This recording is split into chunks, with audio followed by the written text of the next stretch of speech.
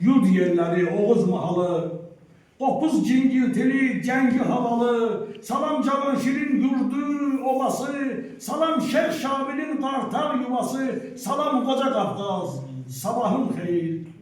Buzdan sırsıradır zirve ucuları, süzer Qusar çayın dolanbacıları, salam dağ kəlləri, qaya qoçları, salam Şahmabatın göy yabacıları, salam Qoca Qafqaz, sabahın xeyir.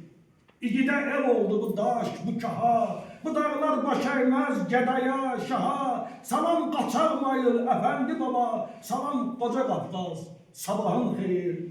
Salam uzağında yuva vurduğum, salam namus yerim, bayrağım, tuğum, salam xınalığım, salam buduğum, salam vətən adlı yenilmez yurdum, salam Qoca Qafqaz, sabahın xeyir.